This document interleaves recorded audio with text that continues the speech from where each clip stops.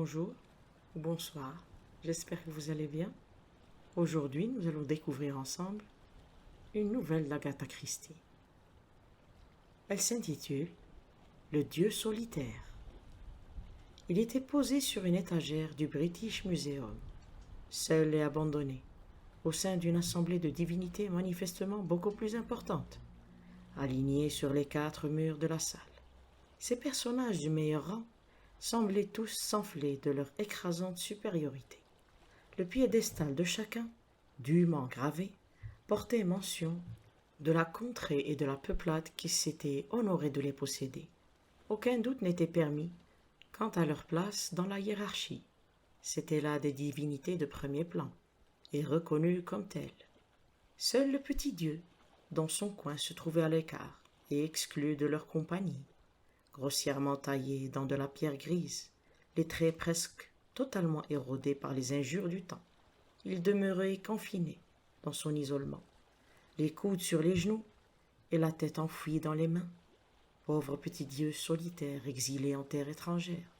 Nulle inscription n'était là pour indiquer son pays d'origine. Il était indubitablement perdu, privé d'honneur comme de renommée. Petite silhouette pathétique, égaré à milieu de chez lui. Personne ne le remarquait, personne ne s'arrêtait pour lui accorder l'aumône d'un regard. Pourquoi l'aurait-on fait? Il était tellement insignifiant, ce bloc de pierre grise, oublié dans un coin. De part et d'autre se dressaient 2 dieux mexicains polis par les siècles, idoles imperturbables, aux mains fermées, et dont la bouche cruelle, aux lèvres arquées dans un sourire affichait ostensiblement leur mépris de l'humanité. Il y avait aussi un petit Dieu, au poing fermé, en fatigue, outrecuidant, et souffrant à n'en pas douter d'hypertrophie de l'ego. Mais les visiteurs s'arrêtaient parfois pour lui jeter un coup d'œil, ne fût-ce que pour rire du contraste de son absurde suffisance face à la souriante indifférence de ses compagnons mexicains. Quant au petit Dieu égaré dans ces lieux, il resta désespérément seul, la tête dans les mains, ainsi qu'il l'avait fait de toute éternité, jusqu'à ce qu'un beau jour l'impossible se produise, et qu'il se découvre un adorateur. Du courrier pour moi? Le concierge tira une poignée de lettres d'un casier, les parcourut d'un bref coup d'œil et annonça d'une voix sans expression: « Rien pour vous, monsieur. » Frank Oliver soupira en ressortant de son club. Il n'y avait aucune raison pour qu'il y ait eu quoi que ce fût pour lui. Très peu de gens lui écrivaient. Depuis son retour de Birmanie au printemps, il avait pu mesurer l'étendue de la solitude dans laquelle il s'enfonçait peu à peu. La quarantaine tout juste derrière lui, Frank Oliver avait passé les 18 dernières années de son existence un peu partout autour du globe, avec de brefs congés en Angleterre. Et il avait fallu qu'il prenne sa retraite, regagne une bonne fois ses pénates, pour découvrir à quel point il avait toujours été seul au monde. D'accord, il y avait bien sa sœur Greta, mariée à un ecclésiastique de Yorkshire, fort occupé par ses obligations paroissiales et par l'éducation de sa nombreuse marmaille. Greta aimait tout naturellement beaucoup son unique frère, mais tout aussi naturellement avait fort peu de temps à lui consacrer. Et puis il y avait aussi son vieux copain de toujours, Tom Hurley. Tom était marié à une fille merveilleuse, adorable, épatante, bourrée d'énergie, de joie de vivre et de sens pratique, et dont Frank avait en secret intimement peur. Elle lui répétait sur tous les tons qu'elle ne tolérerait pas qu'il finisse dans la peau d'un vieux garçon acariâtre, et ne cessait de lui dénicher des filles bien. Frank Olivier était hélas conscient de ne jamais savoir quoi dire à ces filles bien, lesquelles se cramponnaient à lui un temps avant de le considérer très vite comme un cas désespéré. Et pourtant, il n'était pas réellement insociable. Il se languissait d'affinités électives et de compagnie, et il avait bien conscience, depuis son retour en Angleterre, des inquiétants progrès de son découragement. Il était resté parti trop longtemps. Il n'était plus au diapason de son époque. Ces interminables journées, il les passait à errer sans but, tout en se demandant à quoi diable il pourrait bien s'occuper la minute d'après. Ce fut au cours d'une de ces journées que ses pas le menèrent au British Museum. Il s'intéressait aux curiosités extrême-orientales, et c'est ce qui le fit tomber, par hasard, sur le Dieu solitaire. Son charme le retint aussitôt. C'était là un objet qui lui était, pourrait-on dire, apparenté. C'était là quelqu'un d'aussi perdu et égaré que lui, dans un pays qu'il ne reconnaissait pas. Il prit l'habitude de se rendre souvent au muséum, rien que pour y couver du regard la petite silhouette de pierre grise dans son obscur recoin sur l'étagère du haut. Sacré purgatoire pour mon petit copain, déplorait-il en lui-même. Dire qu'il fut un temps où on s'est probablement livré à tout un tas de salam alek autour de lui. Prosternation, prosternement, offrande et tout ce qui s'ensuit. Il en était venu à s'adjuger un tel droit de propriété sur son petit ami, cela équivalait presque à une sensation de possession effective, qu'il faillit bien manifester un légitime courroux quand il s'aperçut que le petit Dieu avait fait une seconde conquête. C'était lui qui avait découvert le Dieu solitaire. Personne d'autre, estimait-il, n'était autorisé à s'immiscer dans leur intimité. Mais après le premier sursaut d'indignation, force lui fut de se sourire à lui-même, car ce second adorateur n'était à tout prendre qu'un pauvre petit bout de chou d'adoratrice, une misérable et pathétique créature engoncée dans un manteau noir élimé et une jupe qui avait connu des jours meilleurs. Elle était jeune, un peu plus de 20 ans, jugea-t-il, blonde avec des yeux bleus et une moue désenchantée au coin des lèvres. Le chapeau qu'elle portait en appela tout particulièrement à ses vertus chevaleresques. Elle l'avait manifestement conçu elle-même, et il témoignait d'une si vaillante tentative de coquetterie que le ratage n'en était que plus pathétique. C'était de toute évidence une jeune personne de la bonne société, encore que vivant dans la misère. Et il décida aussitôt dans sa tête qu'elle était gouvernante et seule au monde. Il découvrit bientôt que ses jours de visite du Dieu étaient les mardis et jeudis, et qu'elle arrivait ponctuellement à 10 heures, dès l'ouverture du muséum. Si une telle intrusion ne lui plut guère dans les débuts, elle se mit néanmoins à représenter peu à peu le principal centre d'intérêt de son existence monotone.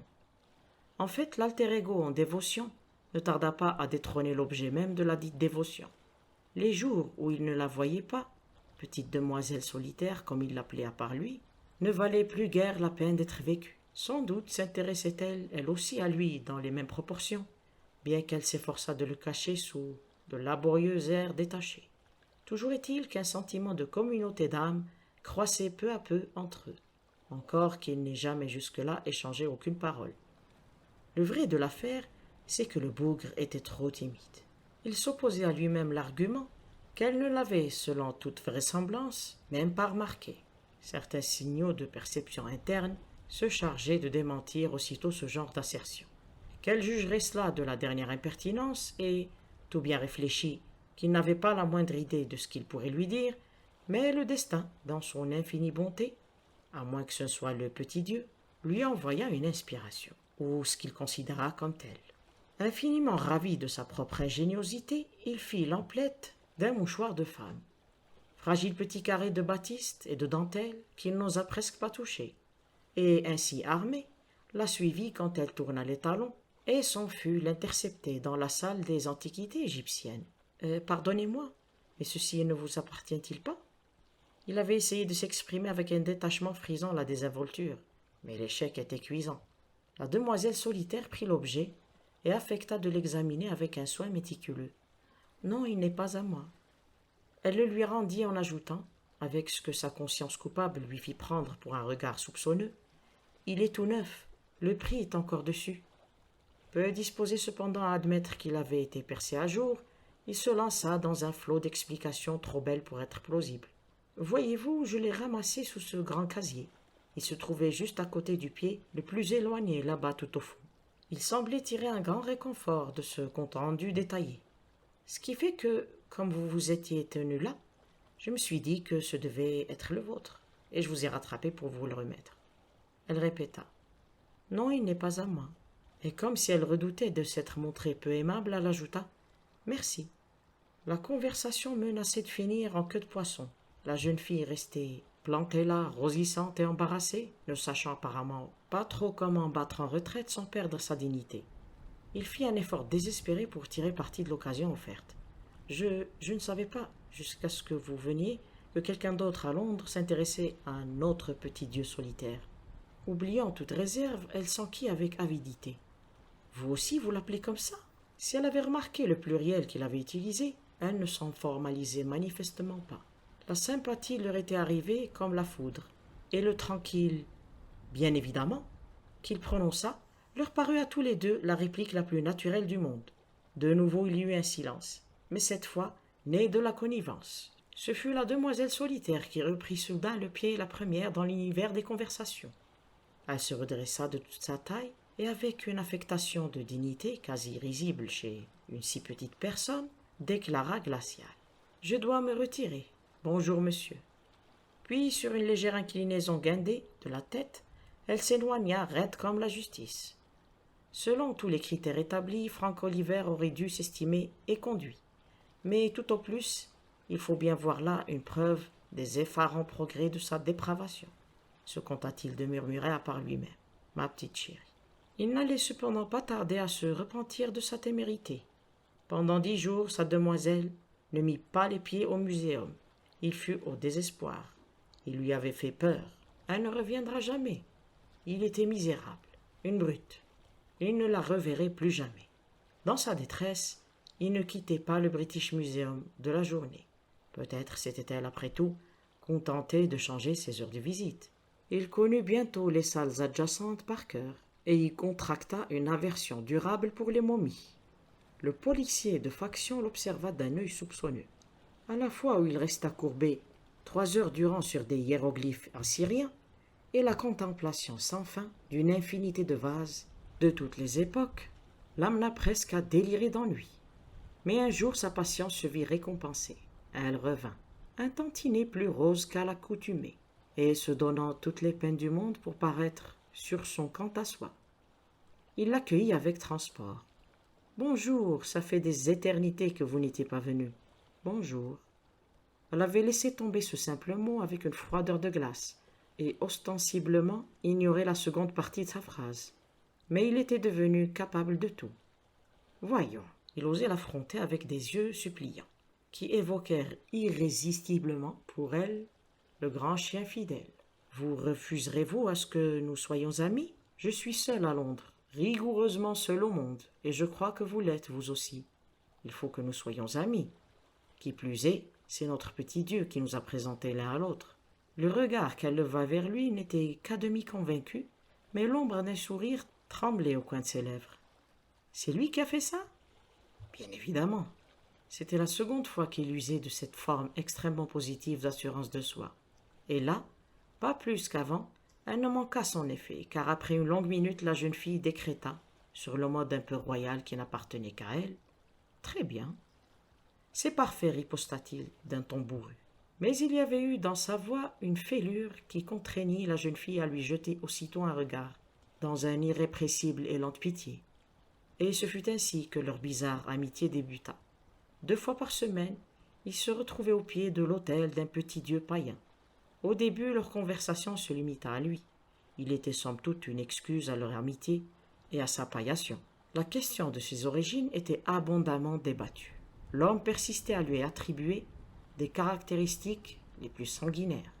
Il le dépeignait comme la terreur et l'épouvante de sa nation, toujours plus exigeant en sacrifice humain, vénéré face contre terre par son peuple apeuré et tremblant.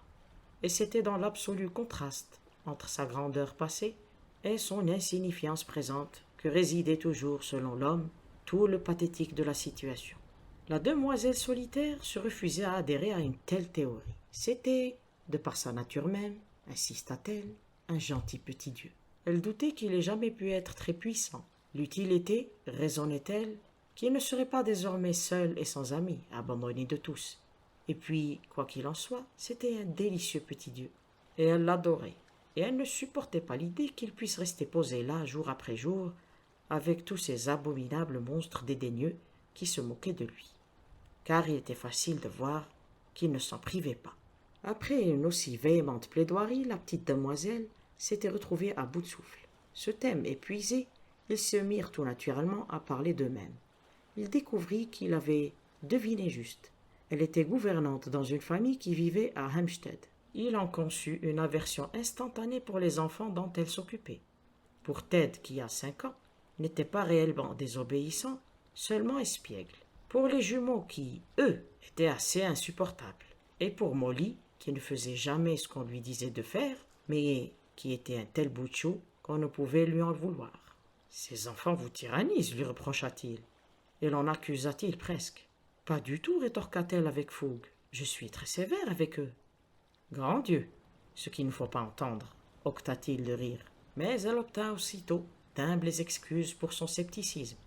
Bribe par bribe, il lui donna en retour des détails sur sa vie officielle, qui avait été prenante, mais très moyennement une réussite, et sur son passe-temps, tout ce qu'il y a d'officieux, et qui consistait à gâcher des mètres carrés de toile. Il va de soi que je n'y connais rien, expliqua-t-il, mais j'ai toujours eu le sentiment que je pourrais peindre un de ces 4 matins. Je me débrouille assez bien pour ce qui est des esquisses, mais ce que j'aimerais, c'est peindre un jour un vrai tableau. Un type qui s'y connaît m'a dit, je ne sais plus quand, que ma technique n'était pas mauvaise. Elle se montra intéressée, et le pressa de lui en dire plus. Je suis sûr que vous peignez terriblement bien. Il secoua la tête. Non, j'ai commencé dernièrement plusieurs choses, et puis j'ai tout envoyé balader, en désespoir de cause. J'avais toujours cru que, dès que j'aurais le temps, ça viendrait tout seul. J'ai caressé cette idée depuis des années, mais j'ai bien peur que pour cela, comme pour tout le reste, il ne faut pas s'y mettre trop tard. Rien n'est trop tard, jamais, trancha la jeune demoiselle, avec la fougue de l'extrême jeunesse.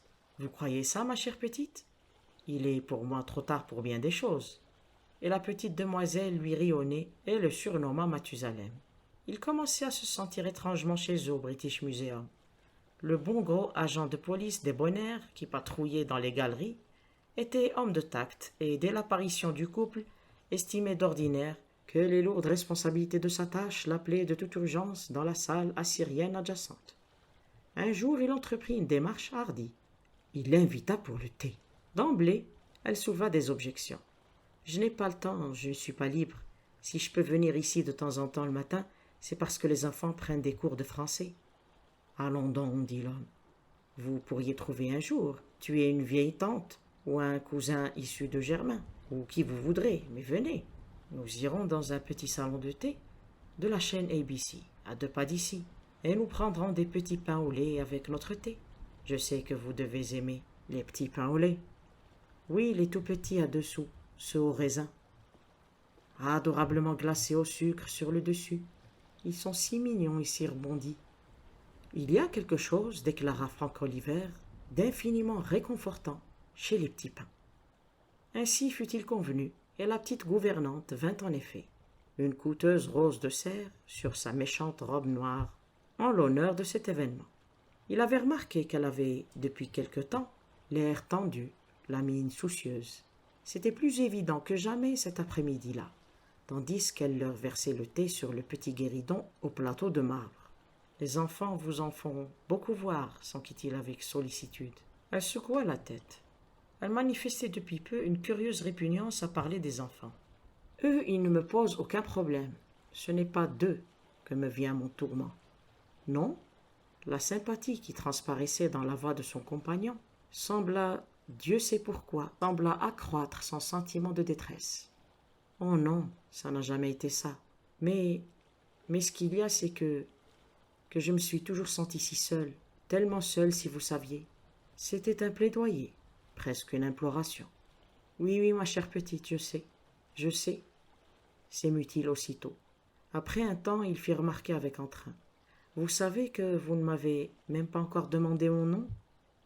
Elle leva les mains dans un geste de protestation. « Je vous en prie, je ne veux pas le connaître. Ne me demandez pas le mien.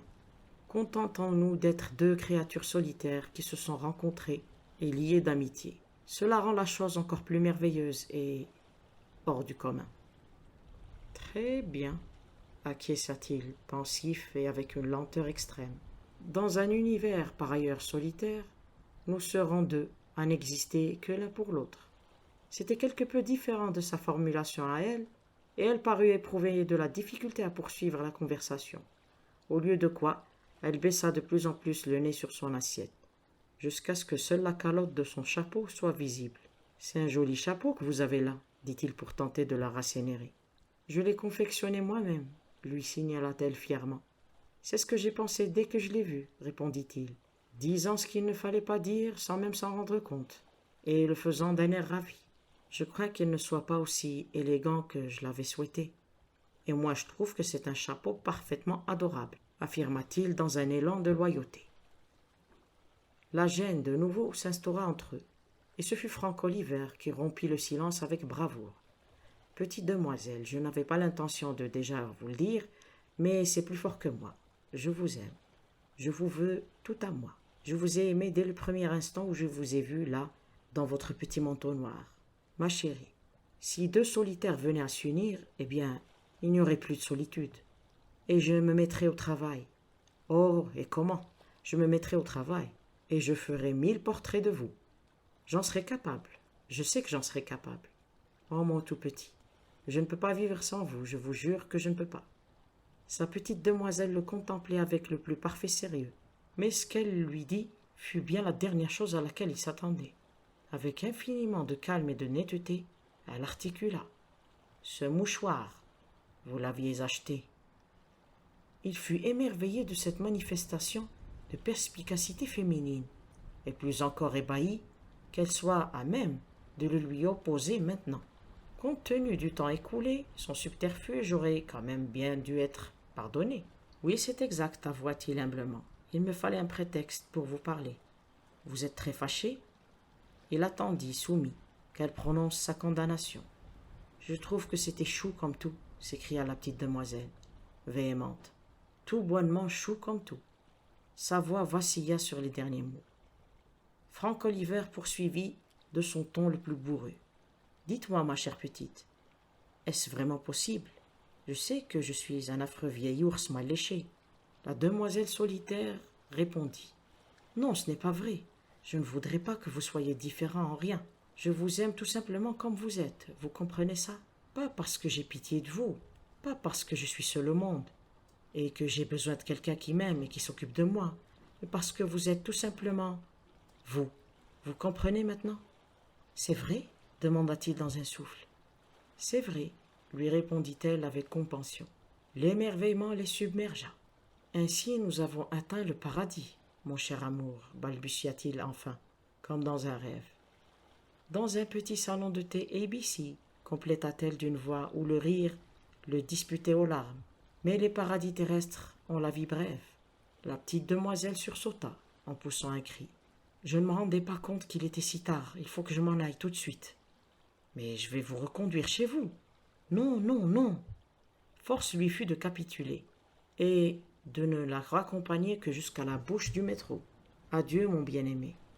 Elle lui avait étreint la main avec une intensité qu'il se remémora par la suite. Ce n'est qu'un au revoir et seulement jusqu'à demain, rectifia-t-il gaiement. À 10 heures comme d'habitude. Et nous nous dirons enfin nos noms. Nous raconterons nos histoires et nous nous montrerons abominablement pratiques et prosaïques. Adieu quand même, au paradis, souffla-t-elle. Nous y serons toujours ensemble, ma chérie. Elle lui rendit son sourire, mais avec toujours ce même air de supplication triste qui l'inquiéta et dont il ne parvenait pas à pénétrer le mystère. Puis l'ascenseur impitoyable l'arracha à sa vue pour l'engloutir dans les profondeurs. Fâcheusement impressionné par les derniers mots qu'elle venait de prononcer, il les chassa résolument de son esprit pour y substituer le radieux avant-goût du lendemain.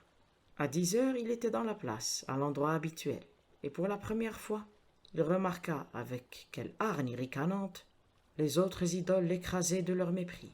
On aurait presque pu les croire en possession de quelque monstrueux secret le concernant, et dont il faisait des gorges chaudes. Il prit péniblement conscience de l'aversion qu'ils éprouvaient à son égard. La petite demoiselle était en retard. Pourquoi n'arrivait-elle pas? L'atmosphère de cet endroit portait sur les nerfs. Jamais son petit ami, leur Dieu à tous les deux, ne lui avait semblé plus désespérément impuissant qu'aujourd'hui. Un bloc de pierre sans ressources aucunes, renfermé sur son propre désespoir. Ses cogitations furent interrompues par un garçonnet au visage en lame de couteau qui s'était approché et l'examinait posément, de la tête aux pieds. Apparemment satisfait du résultat de ses observations, il lui tendit une lettre. Pour moi, il n'y avait pas d'indication de destinataire. Il la prit et le gamin décampa à toute allure. Frank Oliver lut la lettre, lentement, et sans parvenir à en croire ses yeux. Elle était courte.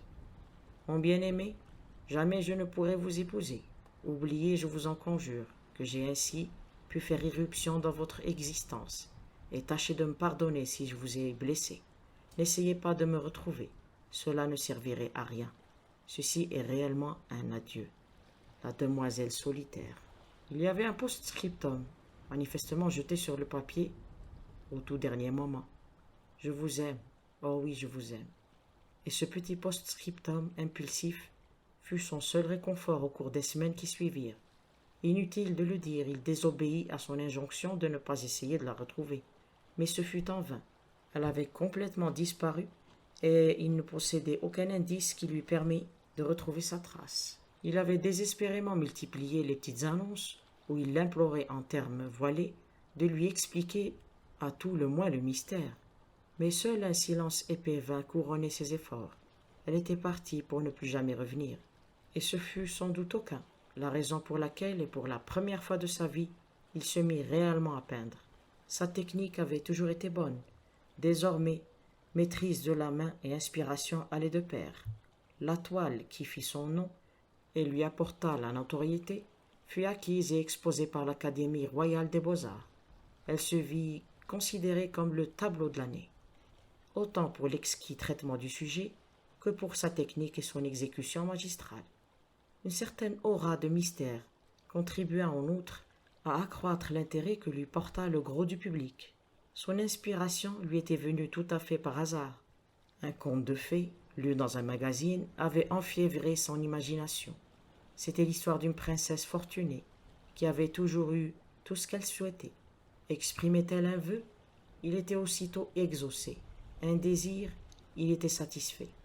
Elle avait un père et une mère qui l'aimaient, des robes et des bijoux, plus somptueux les uns que les autres, des esclaves chargés de veiller à sa sécurité et prêts à lui passer le moindre de ses caprices, un cœur de vierge riante pour lui tenir compagnie. Tout en somme, ce dont l'âme d'une princesse peut rêver. Les plus riches et les plus beaux des princes lui faisaient la cour, sollicitaient en vain sa main, et étaient prêts à tuer tous les dragons de la terre pour mieux lui prouver leur dévotion. Et pourtant, la solitude de la princesse était plus grande que celle du plus misérable mendiant du royaume. Il n'en avait pas lu davantage. Le sort ultime de la princesse ne l'intéressait pas du tout. Une image se dessinait devant lui, celle d'une princesse au cœur triste et solitaire, cernée par les plaisirs blasés du bonheur, asphyxiée par le luxe, mourant d'inanition au sein du palais de l'abondance. Possédé par l'ivresse de la création, il s'était mis à peindre avec une énergie sauvage. Il avait représenté la princesse à demi étendue sur un divan, entourée par sa cour. Une débauche de couleurs barbares animait toute la toile. La princesse portait une merveilleuse robe rehaussée de broderies, aux tonalités étranges, cerclée d'un lourd bandeau d'or constellé de pierres.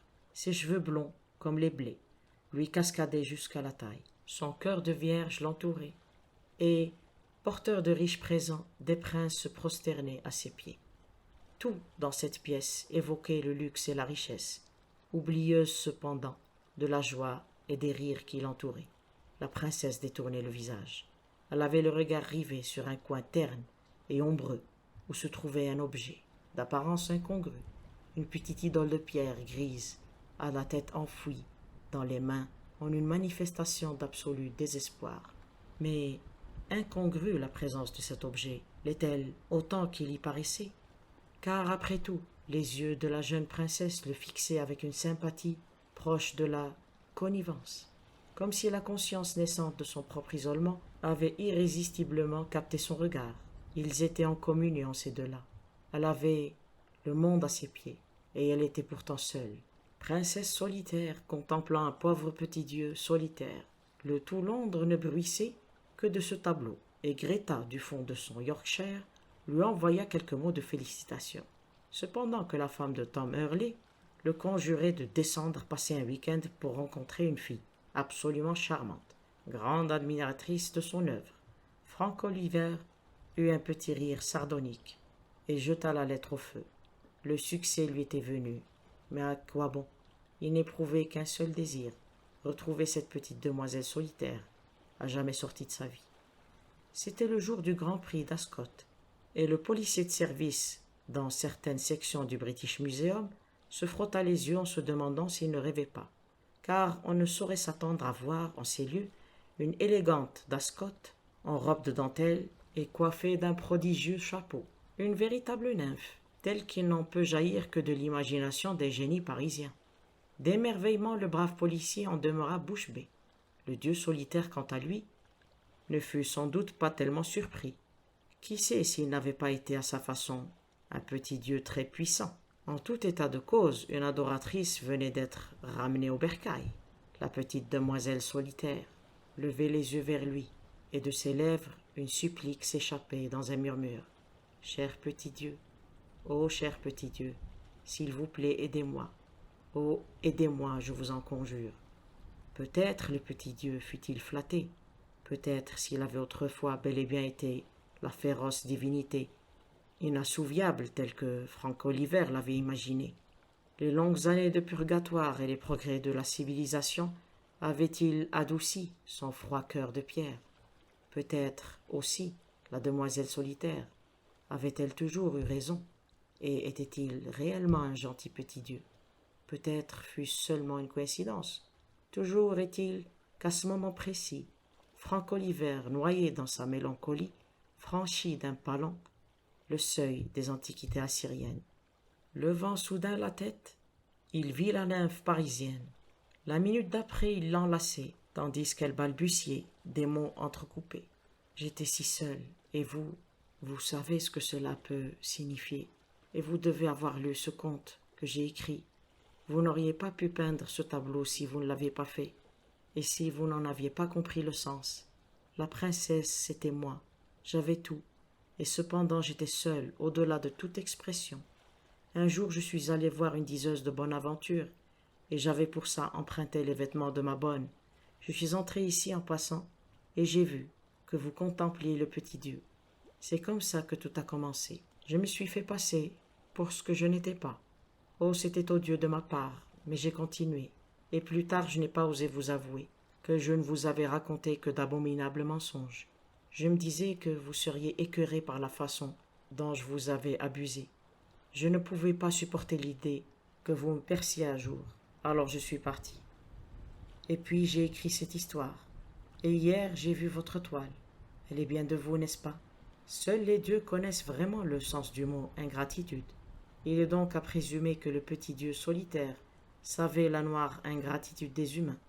En tant que divinité, les occasions de l'observer ne lui avaient pas manqué, et pourtant, à l'heure de l'épreuve, lui, à qui d'innombrables sacrifices avaient été offerts, consentit à son tour à en offrir un. Il sacrifia ses deux seuls adorateurs dans cette contrée lointaine, et cela lui prouva qu'il était en son genre un fort noble petit Dieu, car il avait sacrifié tout ce qu'il possédait ici-bas. Dans l'interstice entre ses doigts de pierre, il les vit s'éloigner, main dans la main, sans même un regard en arrière. Ces deux bienheureux qui avaient y trouvé le paradis, et n'avaient par conséquent plus aucun besoin de lui. Qui était-il? À tout prendre sinon un pauvre petit Dieu très solitaire, exilé en terre étrangère. Fin. J'espère que l'histoire vous a plu. Elle est différente, un peu poétique, mais il en faut un peu aussi. Merci pour votre écoute. Rendez-vous pour une autre histoire. En attendant, prenez bien soin de vous. Au revoir et merci.